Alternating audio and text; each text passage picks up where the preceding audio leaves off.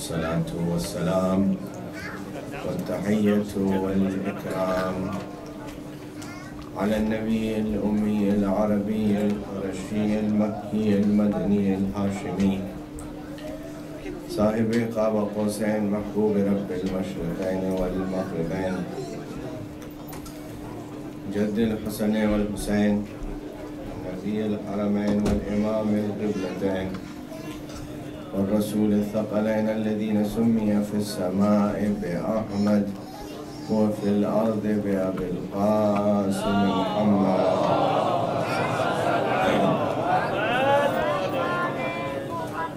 وعلى أهل بيته الطيبين الطاهرين المعصومين المظلومين المنتخبين المنتجبين لا سيما بقية الله في الأرضين روحي وأرواح العالمين لتراب مقدمه الفداء واللعنة الدائمة الباقية على أعدائهم ومنكر فضائلهم وغاصب حقوقهم أجمعين.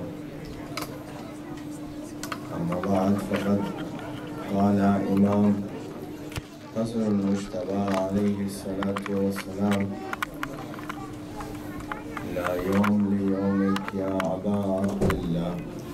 مساء صلوات على محمد وعلى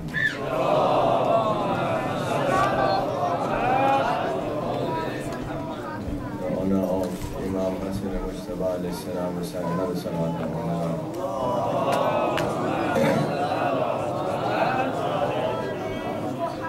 To hasten the reappearance of our awaited Imam, recite a third loud salawat على محمد وعلى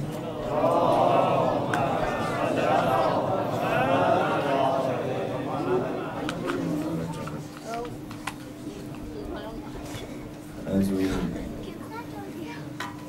get closer and closer to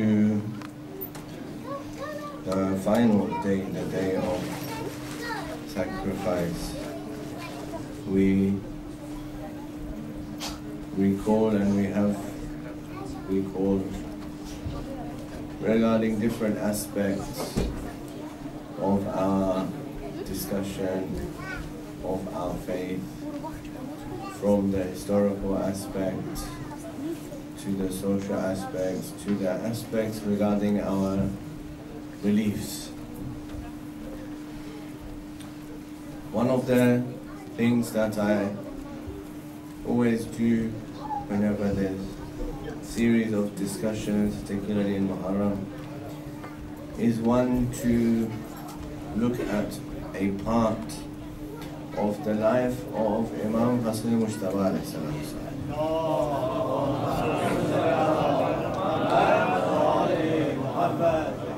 This is for a number of reasons. Firstly, because Hasan al-Mujtaba alayhi salam was very madloom. For him, we don't spend much time talking about him. There's not much said about him, nor do people know much about him, nor are stories known. Secondly, Imam Hasan al-Mujtaba alayhi salam is the important personality who is directly related to the story of Karbala and the build-up to Karbala and the reason why the event of Karbala happens the way that it does. So, in this regard, I always make sure that some aspect of Imam Hasan al-Mujtaba alayhi's life is discussed so that we can understand the story of Karbala and Imam Hasan alayhi and what did he do, so we know it better because of knowing what Imam Hasan al-Mujtaba alayhi did.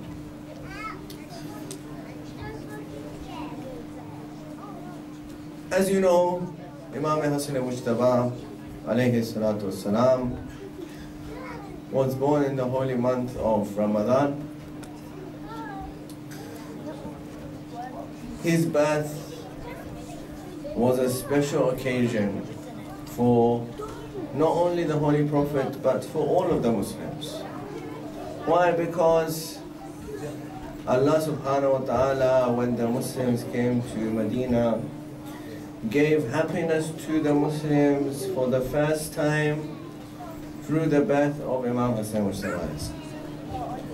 He is the first baby to be born. When people come to Medina, out of the Muslims, the first child to be born is Imam Hasan Mujtaba. So, can you recite Salawat ala Muhammad wa ala Muhammad?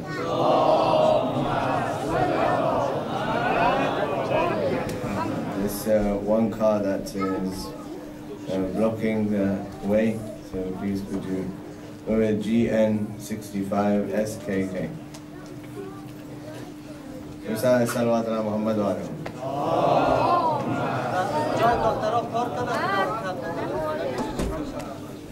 Recite aloud Salawat ala Muhammad.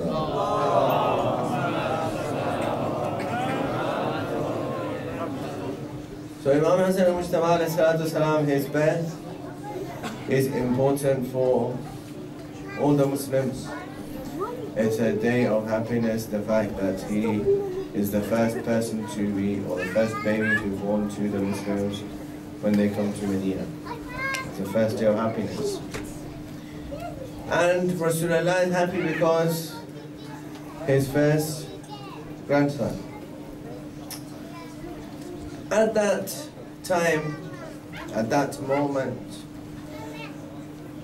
Rasulullah, he is visited by Jibreel, and he says that Jibreel says to Rasulullah that Allah subhanahu wa ta'ala says that you are, the relationship between you and Ali is like Harun and Musa. And so Harun had two sons, and Allah wants you to name your sons after them. So Rasulullah says, this name that you told me from the sons of Harun is not in my language. It's in Hebrew. So give me a name in my language. Translate this name to my language. When it's translated to Arabic, then Shabbar is Hasan.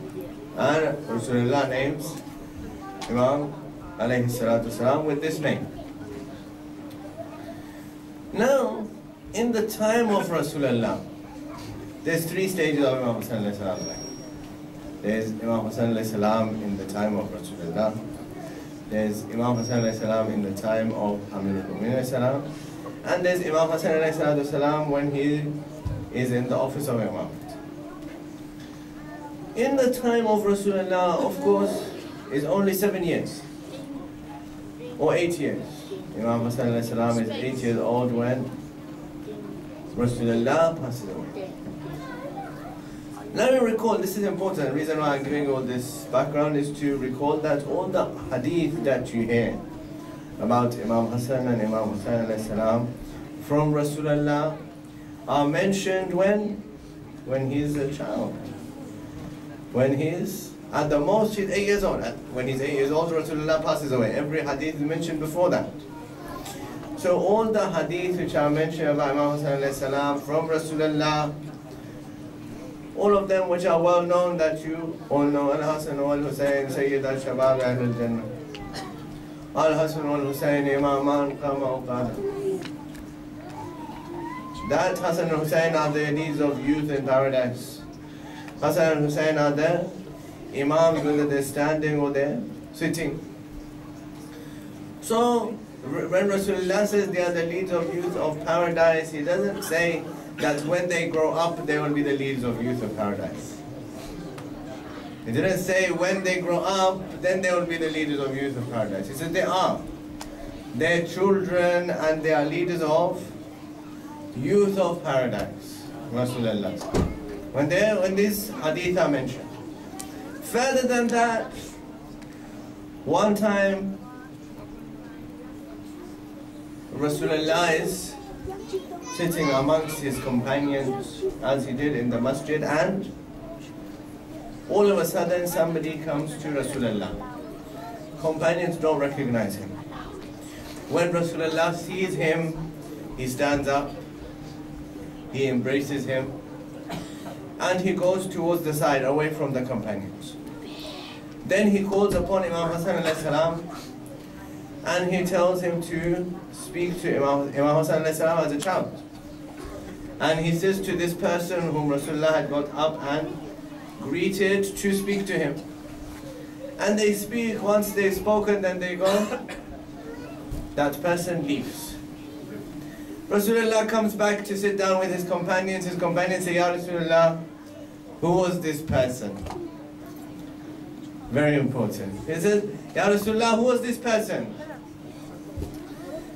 Rasulullah says it was Khidr. Rasulullah says that that person who came, he was Khidr. Khidr is whom Allah subhanahu wa ta'ala sent Musa alayhi salam to Khidr to seek knowledge. That you want to understand. In Surah Kahf, Allah subhanahu wa ta'ala mentions a story that Musa alayhi salam, Prophet of Allah, Ulul Azam, Allah subhanahu wa ta'ala says you go to Khidr and learn from him. And Khidr comes to Rasulullah. In one of the four prophets is mentioned that is still alive and he helps people in the earth. He comes to Rasulullah. Rasulullah sends him to Imam Hasan as a child. So Musa learns from Khidr, and Khidr learns from Imam Hasan and he's still a child. And the difference between Ummah and Ahlul Bayt is what? Is that Ummah didn't recognize Khidr. And Hasan al-Mujtaba alayhi salam is teaching Khidr. Risal salawat ala Muhammad.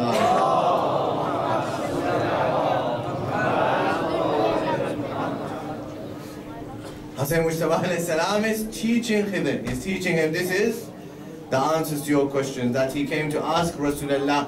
Rasulullah tells him, you ask Hasan al-Mujtaba alayhi salam to tell him that the knowledge of Rasulullah and knowledge of Hasan al-Mujtaba is the same.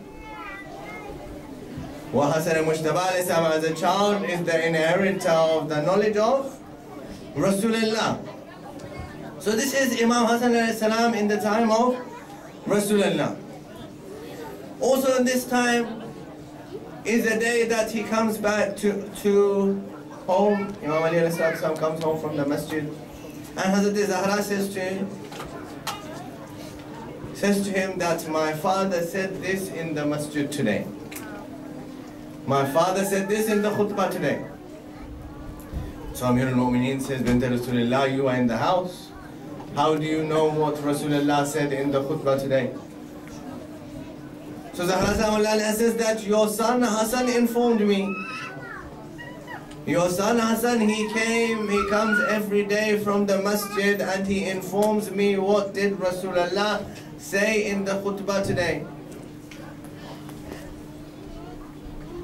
So Imam Amir al-Mu'mineen says, today I want to listen to how does my son Hasan convey the khutbah of Rasulullah to you. So Imam Amir al-Mu'mineen comes home early from the masjid and he stands behind the door or behind the curtain.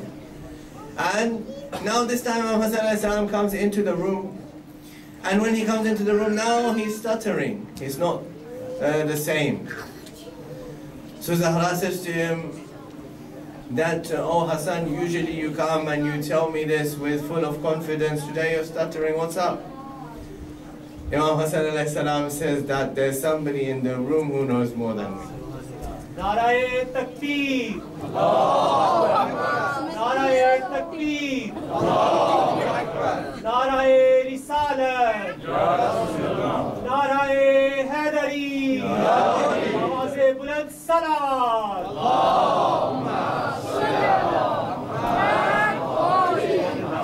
Imam Hasan says there's somebody in the room who knows more than me. Usually we mention this hadith incomplete. Rasulullah said, Al-Hasan wal-Husayn, Sayyida Shabab Ahlul Jannah, wa abuhum khayrun minhum. Hasan and Husayn are the leaders of youth of paradise, and their father is greater than them. And their father is better than them. That they are the leaders of the youth of paradise, and Amirul Mu'mineen is the one who distributes paradise and help. And their father is greater than them, is better than them. Amirul Mu'minin comes out from behind the curtain. He embraces Imam Hasan and he says, these are the sons of Imam. These are the sons of Imam. Why did he do this? Why did he do this? Zahra is Masuma, Ali is Masum, Hasan is Masum. All of this is to tell us and preach to us and teach us how to do training of our children. That make sure that they go to the masjid and they listen to what's said, and then when they come home you ask them, what did you hear in the masjid? Because Zahra Salamullah used to ask Hasan al-Mujtaba alayhi salatu wasalam, what did you hear in the masjid? Recite salawat ala Muhammad.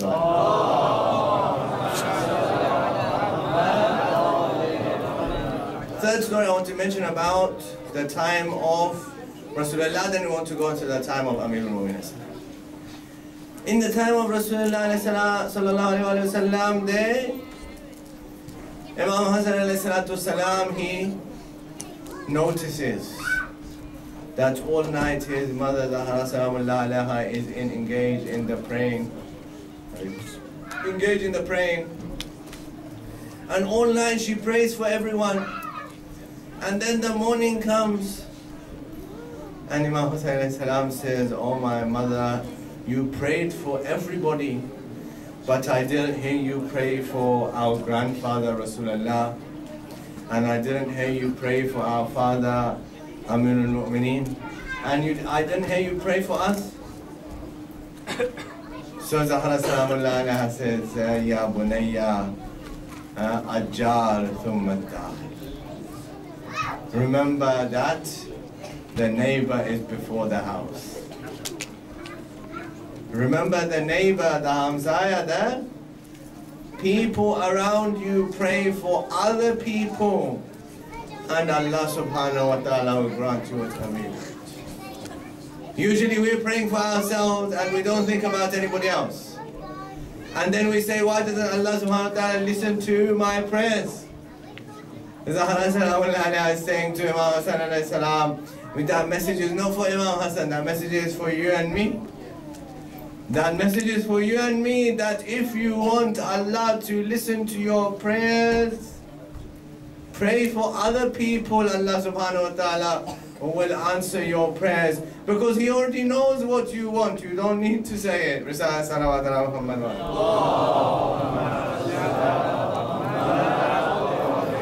But when you pray for other people, then you will show your selflessness. You will show that I care about other people. And Allah subhanahu wa ta'ala says to His angels that, look, when He cares about other people, why shouldn't I care about Him? When He cares about other people, when He cares what other people want and He wants them to be successful as well, Allah subhanahu wa ta'ala will grant me whatever I want.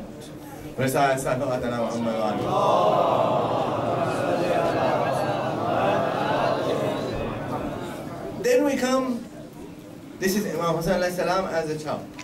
Then you come to the time in the time of Imam Amirul Mu'minin. Now in this time after the Prophet is a very difficult time for Ahlul Bayt. But in this difficult time, how did Imam Hasan alayhi salatu wasalam act? And teach us that in the easy times, how do you act? In the difficult times, how do you act? After the Prophet, Imam Hasan alayhi salatu wasalam is seeing the time where only few days ago, Allah subhanahu wa ta'ala honored this family at Mubahala. And only few days later, after the Prophet dies, there are people claiming that what they are saying is not true. Imam Hasan alayhi salam is presented into a court, and Zahra salamullah alayha has told that they are children. Didn't Rasulullah know their children when He said they're the leaders of youth of paradise? Didn't Rasulullah know that they're children when He said they are imams, whether they're sitting or they're standing? Didn't Allah know their children when He called them in Mubahala? Didn't Allah know their children when He called them under the Kisa? Didn't Allah subhanahu wa ta'ala know these things, that today you're saying that their testimony is not acceptable because they are children. But it didn't stop there. Didn't stop there.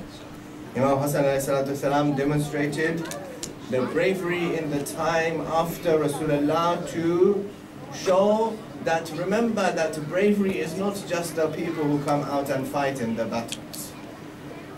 Bravery is not just to come out and fight in the battle. There's different ways of showing bravery.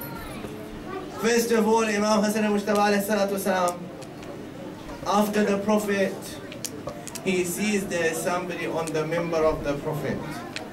And he comes into the masjid and he says, come down from the minbar of my grandfather.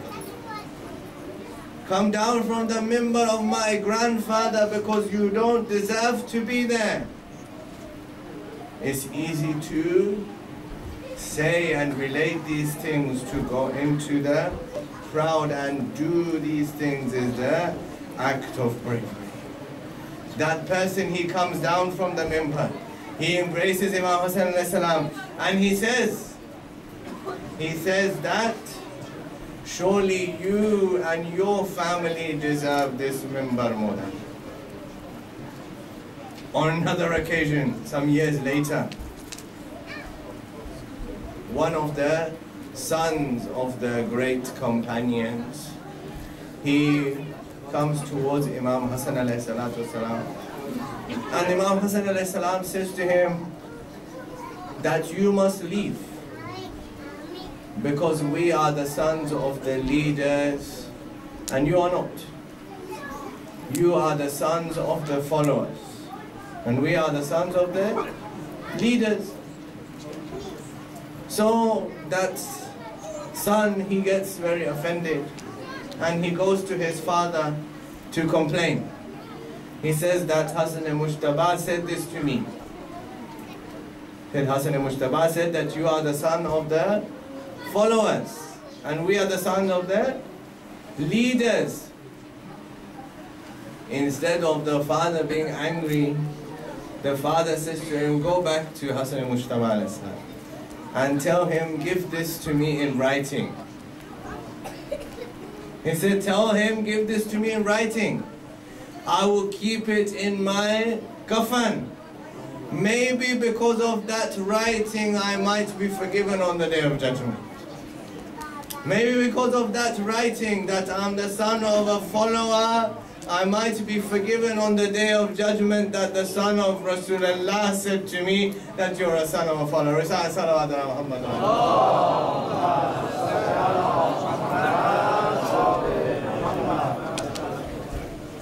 After that, in the battles, yes, in the battles, Imam Hasan ﷺ fought as well. Why? Because some people, they made this view prevalent. They brought out this view, aliyadu billah, and the big people mentioning this as if there's some hadith about this. Brought out this view that Hasan al-Mujtaba, he liked peace.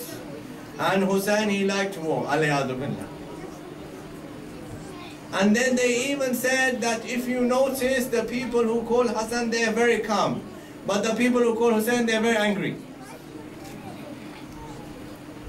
If you notice, the people who call Hassan, they are calm, and the people who call Hussein, they are angry. As if that peace only belongs to Hasan al-Mujtaba alayhi salam and war only belongs to Imam Hussein alayhi salam. But we mentioned that these are acts of bravery, which are acts which are greater than bravery in the battlefield.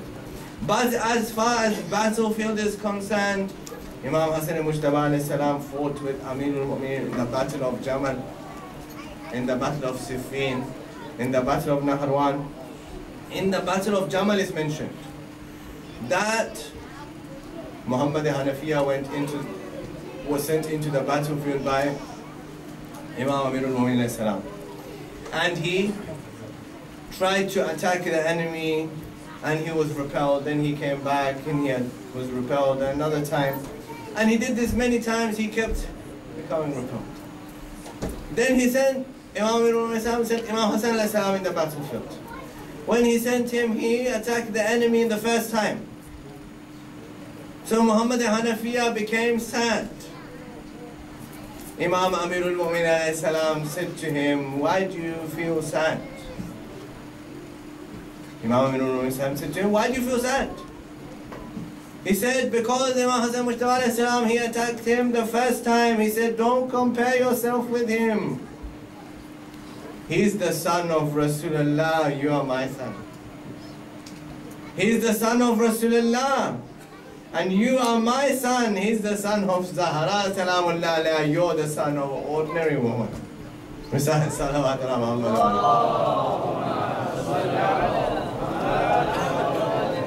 However, Muhammad Hanafiya, he also recognized, later on people came to him in the battle, they said to him that Amir al-Mu'minin, he kept Hasan and Hussein safe behind and he sent you into the battle.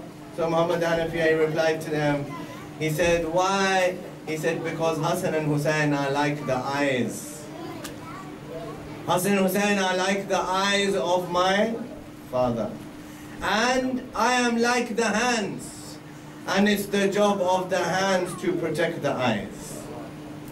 It's the job of the hands to protect the eyes if the eyes are being attacked.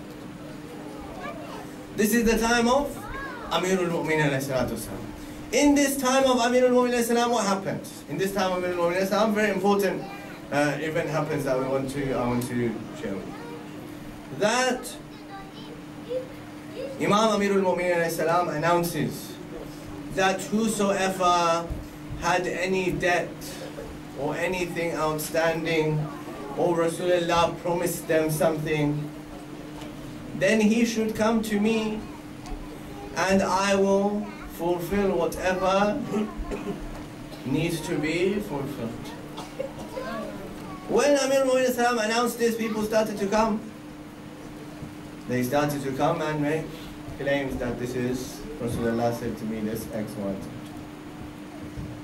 So, the government, they realized, the advisors told them that if this keeps on continuing, then people will say to you that when he is saying that whatever Rasulullah promised you, I will give it to you, then the people will come and say, then that means he is the inheritor of Rasulullah. Why are you sitting in that place? So they said, what should we do? He said, you have to announce this as well. Now, announcing it is easy. To fulfill it is difficult. Because when somebody comes and says to you, this is what I want, how do you verify?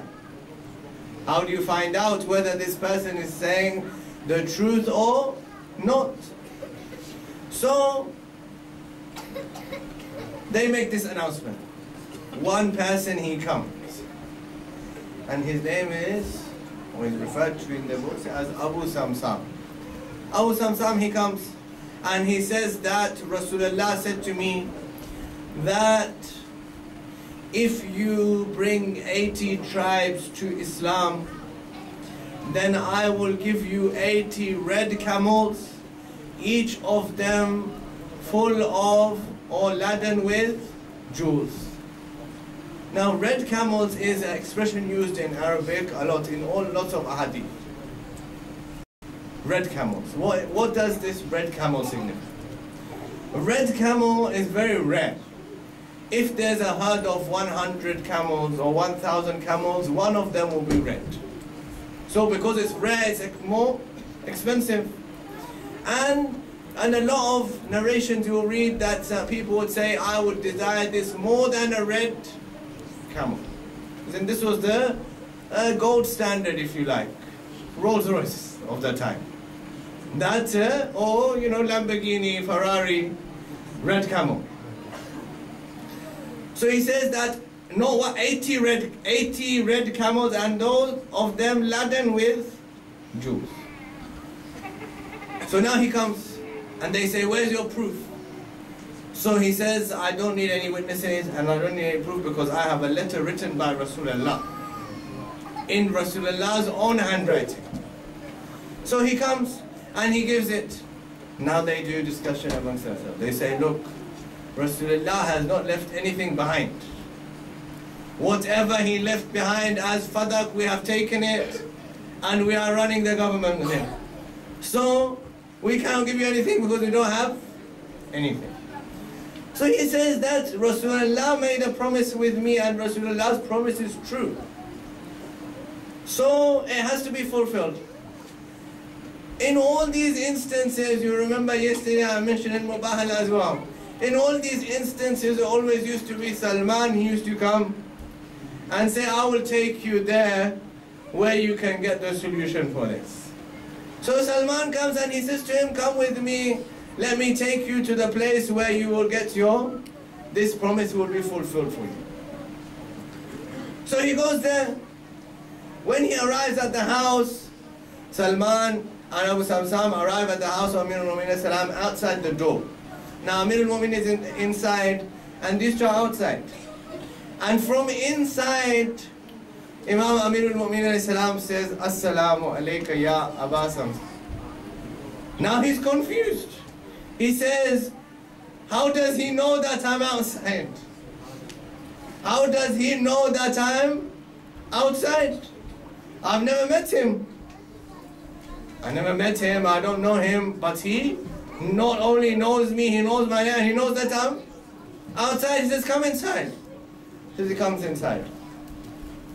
When he comes inside, he says, what's the problem? He tells him, this is what Rasulullah promised me. Imam al-Mu'minin says, don't worry. If Rasulullah promised you, it is true. If Rasulullah promised you something, it will be true. He said, but you won't get it here, you will get it at the mountain of Uhud. You won't get it here, you will get it at the mountain of Uhud. So he says, tomorrow you come at the mountain of Uhud. Now, when this announcement reaches in Medina that tomorrow at the mountain of Uhud, Abu Samsam will be given that which has been promised by Rasulullah, everybody reaches mountain of Uhud. They want to see what's going to happen. So all of Medina reaches mountain of Uhud. Why did I share this story with you? Rasulullah, for the announcement of Imamat of Amirul Mu'mineen, gathered people at Ghadir. Imam Amirul Mu'mineen salatu salam makes a similar gathering to announce the Imamat of Imam Hasan alayhi salam. Now everybody is gathered at the mountain of Uhud the next day. And Amirul Mu'mineen salatu salam, he goes towards the mountain and he puts his hand inside the mountain and he grabs the rope. And he says to Imam Hasan alayhi salatu salam that I want you to hold this rope. Imam Hasan alayhi salatu salam holds the rope and he pulls out the camel. And he hands it to Abu Samsam and then he says to him, keep pulling the rope. As he pulls the rope, one by one, each camel laden with jewels start coming out. Imam Hasan alayhi salam says to him, if the promise from Rasulullah had not been for 80, if the promise from Rasulullah had not been for 80, then you would have continued to pull this rope and camels would have kept on coming out. Camels would have kept on coming out. Why Imam Amir al-Mu'minin says, I did this through Imam Hasan alayhi salam to tell people that after me, Hasan al-Mujtaba alayhi salam is Imam. Recite salawat ala Muhammad.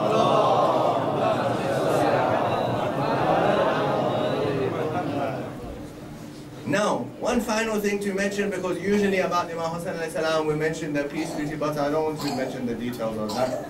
And that is of course the third stage of Imam Hasan alayhi salam's life, which is the life after Amirul Mu'mineen alayhi salam. In this life after Amirul Mu'mineen alayhi salam, what happens? Imam Hasan al-Mujtaba alayhi salam is the only individual in the history of Islam to be unanimously accepted by all the Muslims. Only individual in the history of Islam. If you read the hadith about the rightly guided caliphs He said that, allegedly, the Prophet said, after me there will be 30 years of Khilafat, and then after that will be kingdom. Now 30 years of Khilafat are not complete without 6 months of Imam Hasan al-Mujtaba alayhi salatu wasalam. Imam Hasan al-Mujtaba alayhi salatu wasalam unanimously accepted by all the Muslims. The only person in the history of Islam to be unanimously accepted as the leader of all the Muslims. Yet, he's so oppressed, he's so madloom that no Muslims remember him. Those who call him Imam, they don't remember him, and those who don't consider him Imam, remember him even worse. The only person in the history of Islam who unanimously accepted by Muslims. Today, people recall him, do not remember him or know his details. But, question arises that why Imam Hasan al-Mujtaba alayhi salam accepted the peace treaty. Why did he accept the peace treaty? Al-A'adhu Billah, historians put the blame that because he didn't want to do the fighting and because he wanted to live an easy life. So he accepted the peace treaty.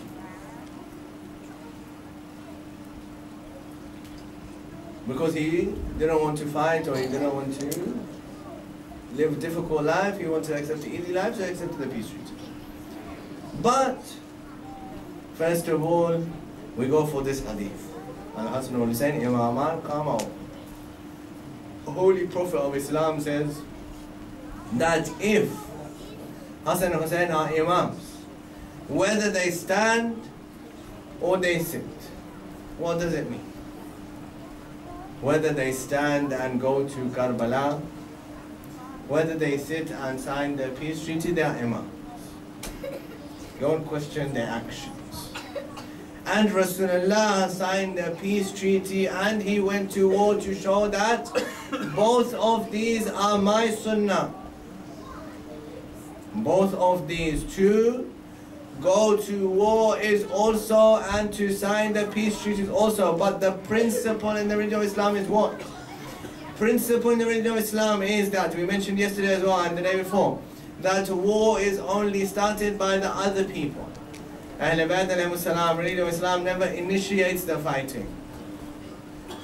Never does the religion of Islam ask us to initiate the fighting. If somebody initiates the fighting, that means they're following somebody else's sunnah, not the sunnah of the Holy Prophet and his Ahlul Bayt.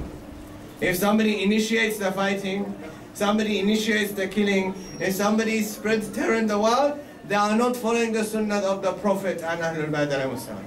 Could be somebody else's sunnah, but not the one of the Prophet and Ahlul Bayt, because they never initiated the fighting. Never, even in war, they never initiated the fighting. Imam Hasan al-Mujtaba alayhi salam tells us a principle. He says that people would put blame on me. They would say, why did you do peace treaty with this person? Does it mean that you accepted him? That you accepted him to be Khalifa? That you conceded to him?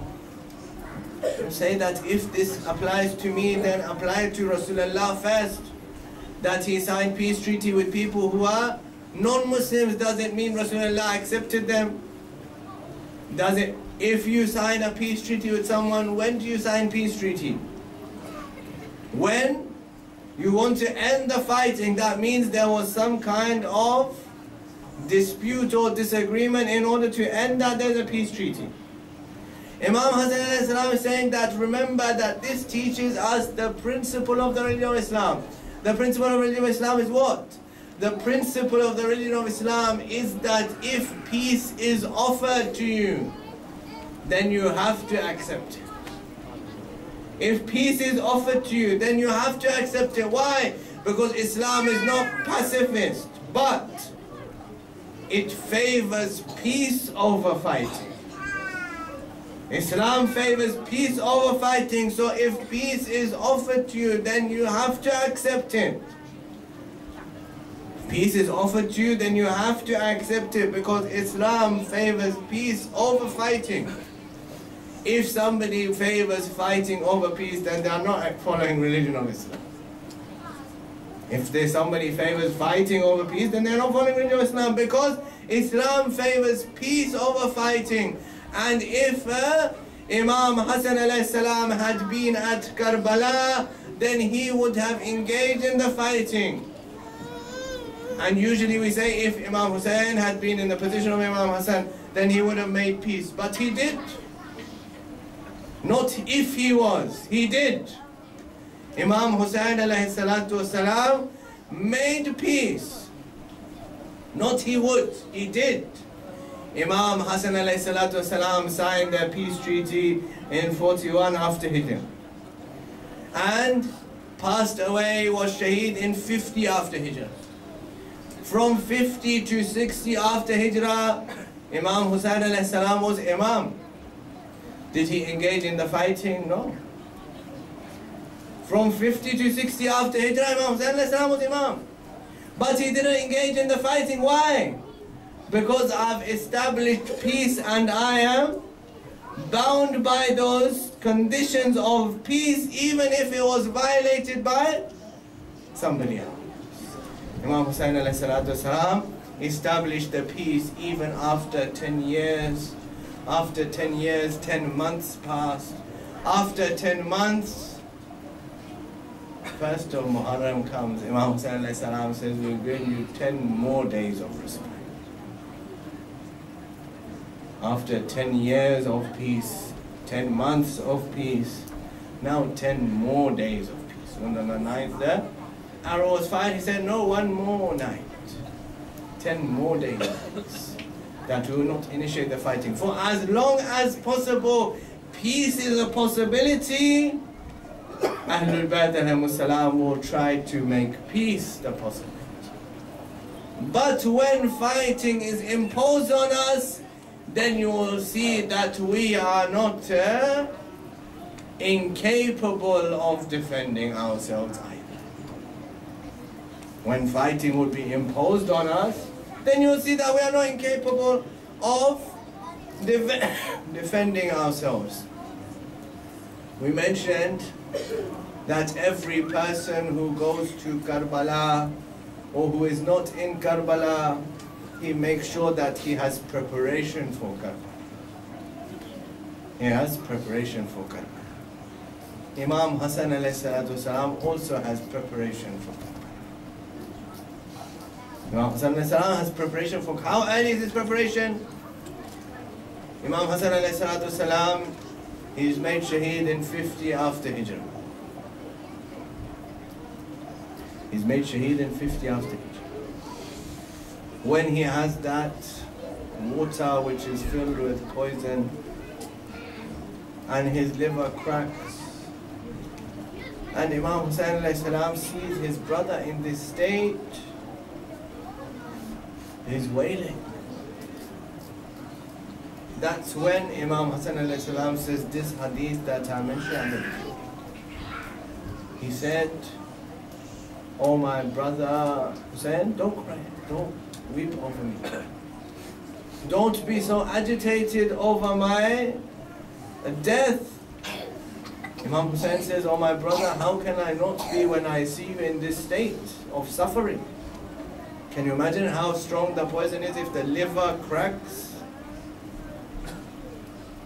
If somebody's liver is so strong, cracks, how strong is that poison? Imam Hussein alayhi salam says, how can I not cry over you when I see you in this state? Imam Hussein alayhi salam says, La yom li yomik ya Aba. He says, Hussein, there's no day like your day. The day of Ashura, even when he's dying in those circumstances, he says, there's no day like your day, Abu Abdullah. Day of Ashura, every single person has somebody there from Ahlul Bayt has somebody there representing them on that day. When he's dying in 50 after Hijrah, Qasim is 3 years old.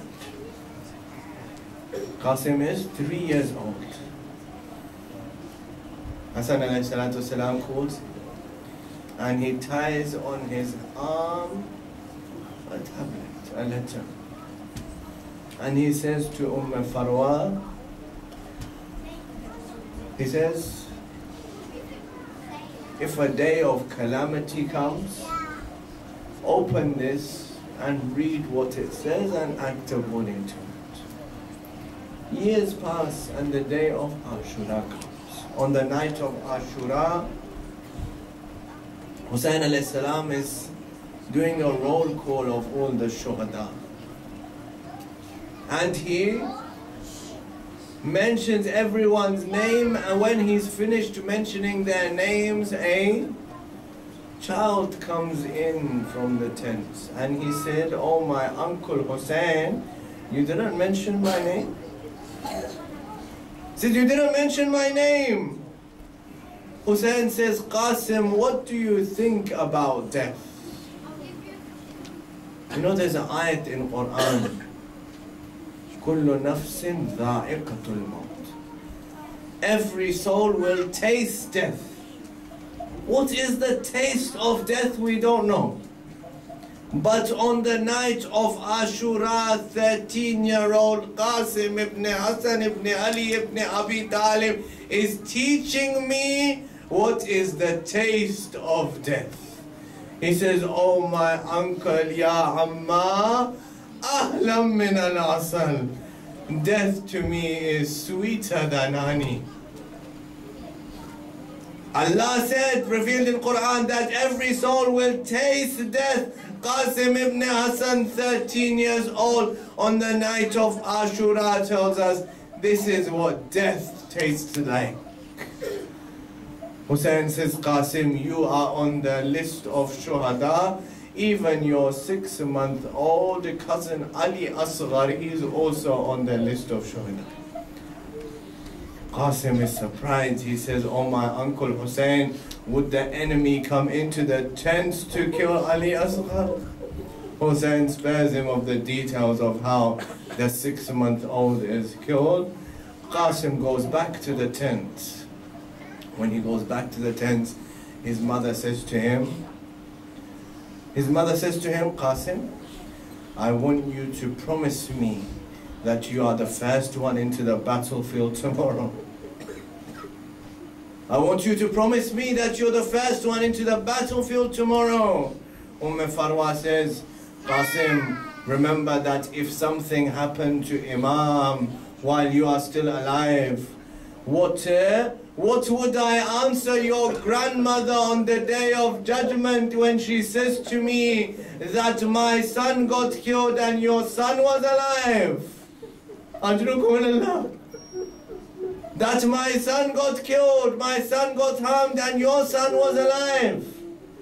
Here I just want to mention a line of poetry from Allama Jameel Mazhari about the daughters-in-law of Imam Amirul Mu'minin. He says, "Uncha Hashim ke gharane ka bahut naam kiya. Uncha Hashim ke gharane ka बहुत नाम किया, ए बाबा आज आपकी बहुओं ने बड़ा काम किया." That the wives of Imam Hussein alayhi salam, Imam Hasan alayhi salam, they were from ordinary backgrounds. They were ordinary women like you and me. But on the day of Ashura, they showed us the spirit of sacrifice. They showed us the spirit of sacrifice. The morning of Ashura came, bodies started to come into the tents. Farwa looks at Qasim with a stern look. She said, "Have you forgotten what we discussed yesterday?" He says, "Oh, my mother, I want to go to the battlefield, but my uncle Hussein doesn't let me go. My uncle Hussein doesn't let me go." Farwa remembers that day when Hasan alayhi salam was in his final moments, and she remembers that tablet that he ties on his arm. She says, "Qasim, open that tablet." She says, "What a day of calamity would be greater than today. Open the tablet and see what it says." They open the tablet. In there is a letter from Imam Hasan alayhi salam. It says, "Oh, my brother Hussein, a day of calamity would come unto you, and I would not be there, but consider Qasim to be a sacrifice on my behalf. Ajrukumullah. Qasim is overjoyed. He goes to Imam Hussain alayhi salam. He takes the letter. Hussain alayhi salam reads the letter. He sees the writing of his brother and he begins to wail. The Maqadir say that Qasim was embraced by Imam Hussain alayhi salam and they both cried for so long that they became unconscious and fell down. When they regained consciousness, Imam Hussain alayhi salam said to Zainab salamullah alayha, she says, he said, Zainab, bring the ammama of my brother Hasan. Bring his robe and bring his sword and bring his shoes. And he dresses Qasim in the clothes of Imam Hasan alayhi salam. He mounts him on the horse. It's mentioned that one of the stirrups was broken and Qasim, the feet would not reach the stirrup. He rode into the battlefield. When he rode into the battlefield, Hamid ibn Muslim, who's the reporter for Yazid, he says, I never saw a child with a face more beaming than I saw Qasim on the day of Ashura. Then I saw Qasim on the day of Ashura. He rode into the battlefield. When he rode into the battlefield, Umar ibn Sa'd called Arzaq al-Shami, one of the famous warriors. He says to Arzaq al-Shami, go and fight this child. Arzaq al-Shami says, I'm such a great warrior. It is against my principles to fight such a young child. Arzaq al-Shami had 4 sons or 7 sons, some narratives state. One of his sons came into the battlefield. He had long hair. And when he came in front of Qasim, Qasim took him from his hair and threw him off the horse. Then the other one came, then all of them came one by one, all of them were killed. Arzaq al-Shami becomes worried. What is this? Who is this child? He himself comes into the battlefield. He too is killed. When he's killed, Amr ibn Sa'd al-Azdi, he looks at this child and he says, I'm going to attack this child with my spear. I'm going to attack this child with my spear. As he's coming towards the child, Qasim loses his balance on the horse.